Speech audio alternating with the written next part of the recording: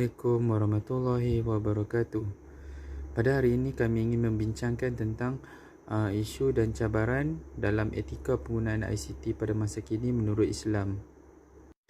Ini adalah isi kandungan untuk presentation kali ini, iaitu yang pertama adalah pengenalan dan yang kedua adalah permasalahan salah guna dan kesan negatif, dan yang ketiga adalah tujuan, keempat objektif, kelima perbincangan kajian, dan yang terakhir adalah cadangan dan penyelesaian.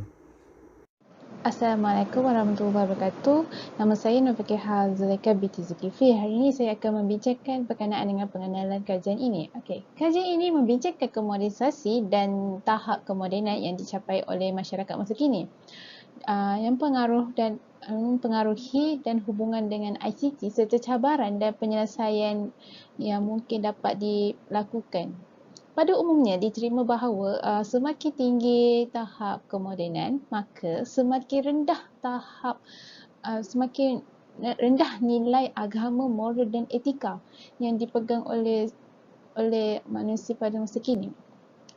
Dengan itu, definisi bagi komponen secara umumnya adalah satu proses pembentukan, penyampaian, penerimaan dan pengolahan mesej yang berlaku di dalam diri seseorang atau di antara dua atau lebih dengan tujuan tertentu. Gabungan komponen ini adalah mencipta peluang kepada manusia dan organisasi untuk lebih produktif dan berkesan dengan penggunaan ICT. Tetapi sebaliknya, terdapatnya isu dan cabaran yang perlu dipupuk dan dipertimbangkan yang berkaitan dengan kesahihan sumber ataupun sumber yang tidak bermoral yang memberi kesan kepada masyarakat masa kini. Dalam era globalisasi ini, perubahan yang berlaku dari aspek teknologi yang akan memberi impak kepada manusia. Perubahan teknologi ini semakin berkembang dari hari ke hari akan mempengaruhi gaya hidup masyarakat untuk menjalani kehidupan harian yang semakin berkembang dengan teknologi masa kini. Oleh itu, perbincangan ini adalah juga untuk ditumpukan kepada beberapa perkara, iaitu pertamanya adalah perbincangan kenyataan dan yang umum diterima, iaitu semakin tingginya tahap kemodenan dalam sesebuah masyarakat, maka semakin menurunnya nilai-nilai tradisi dan agama yang diamalkan oleh masyarakat masa kini.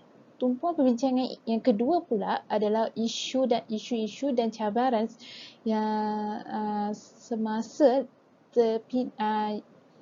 dalam aspek-aspek tertentu berdasarkan apa yang digariskan dalam proses modernisasi sebuah masyarakat.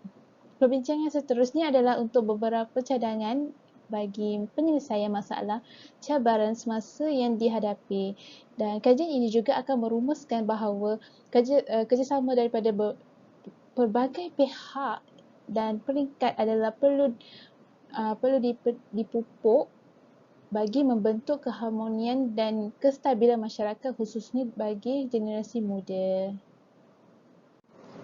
Slide seterusnya merupakan tujuan dan objektif kajian. Tujuan adalah untuk mencari kesan dan isu bagi mengenal pasti puncanya kepupusan etika penggunaan teknologi masa kini.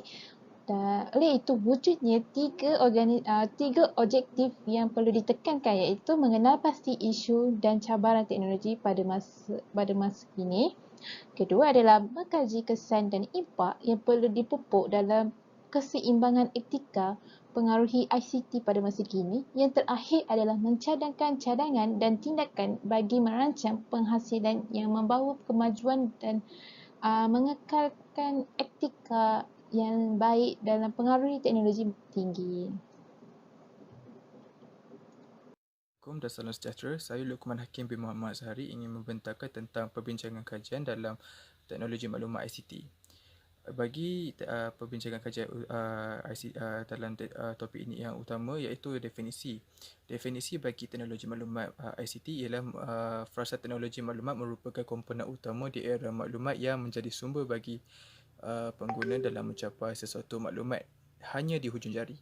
Selain itu, ia juga merujuk kepada peranti yang menjadi medium utama untuk bahan penggunaan yang menjadi keupayaan di dalam penciptaan, penyimpanan dan penyebaran maklumat. Dalam perkembangan teknologi maklumat pula, terdapat beberapa peringkat yang terlibat. Yang pertama, berdasarkan daripada hasil kajian yang telah dijalankan daripada pihak berkenaan, perkembangan teknologi adalah jurang antara idea dan teknologi yang seiring dengan peredaran zaman setara dengan kefahaman masyarakat yang membawa kepada peredaran komunikasi mudah alih kepada perkembangan sesuatu teknologi yang berteraskan daripada idea utama. Peringkat kedua adalah selain itu. Peringkat kedua pula adalah perkembangan kejayaan perwujudan komputer peribadi yang merupakan revolusi pendemokrasian komputer yang sangat unggul kerana sifat fizikalnya yang lebih mudah alih dan serta lebih cekap berbanding laptop biasa yang berkeadaan statik. Dan pada peringkat ketiga pula, muncullah dan penggunaan internet jalur lebar di sekitar awal tahun 1980-an yang merupakan menjadi gelombang yang besar di dalam perkembangan teknologi maklumat semasa. Kemunculan internet yang lebih leluasa, hubungan komunikasi antara komuniti di dalam negara antara negara adalah tanpa sepadan, serta para pengguna internet lebih bebas untuk menggunakannya tidak kira di mana mereka berada. Untuk import teknologi maklumat, yang pertama adalah keganasan dan pornografi media sosial, di mana remaja mudah terpengaruh dengan aksi negatif dan juga pornografi yang dipaparkan di media sosial pada ketika ini yang mudah diakses melalui pelbagai medium, menjadikan mereka sangat agresif dan tidak bermoral dari segi akhlak. Dan yang kedua adalah trend fashion, di mana remaja suka mengikut-ngikut gaya fashion berpakaian selebriti. Kegemaran mereka yang menular di media sosial, terutama trend pada masa kini, iaitu daripada K-pop, iaitu daripada Korea Selatan yang tidak menutup aurat. Jadi ini akan menyebabkan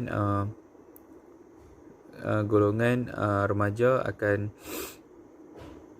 tidak ramai menutup aurat dan menyebabkan tidak mengikut syariat Islam.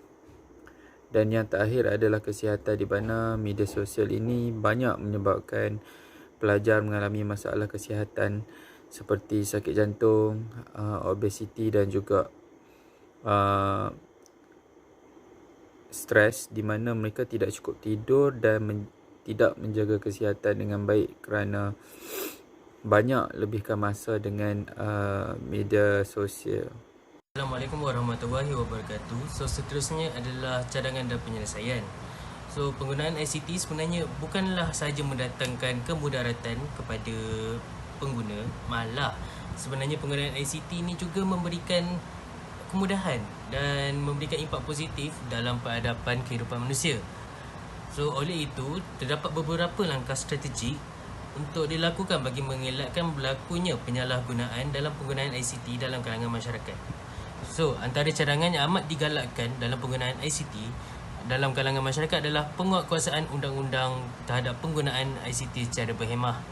So, penguatkuasaan undang-undang ICT ini merujuk kepada penguatkuasaan undang-undang ICT untuk tujuan yang salah. Sebagai contoh, kerajaan boleh mengeluarkan saman dan mengeluarkan kompaun kepada pengguna yang menyalahgunakan ICT untuk aktiviti-aktiviti tidak bermoral, seperti contoh laman web pornografi, laman web barangan senjata dan sebagainya.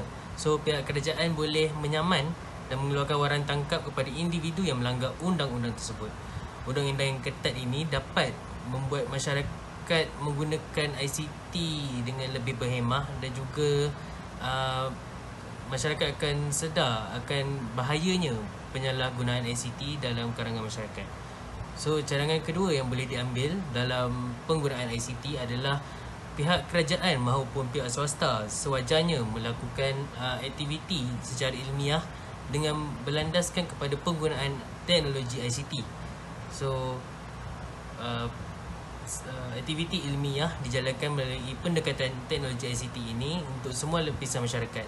Hal ini demikian kerana penggunaan ICT ini dapat meningkatkan kemudahan sampaian dan menyebarkan ilmu pengetahuan.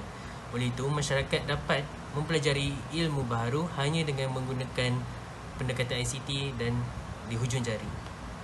Sekian saya daripada saya. Terima kasih. Okey, akhir sekali adalah rumusan bagi isu dan cabaran etika penggunaan ICT pada masa kini. Okey, seperti yang sedia maklum, Malaysia sebagai sebuah negara yang aman dan makmur mestilah melengkapkan masyarakatnya dengan standard etika yang cemerlang bagi menangani isu dan cabaran etika penggunaan ICT pada masa kini. Islam sebagai agama yang membawa rahmat hendaklah dijadikan rujukan utama di dalam penggubalan standard etika kepenggunaan internet sesuai dengan ciri Islam itu sendiri yang membawa kepada perubahan menyeluruh sama ada dari pelbagai sudut.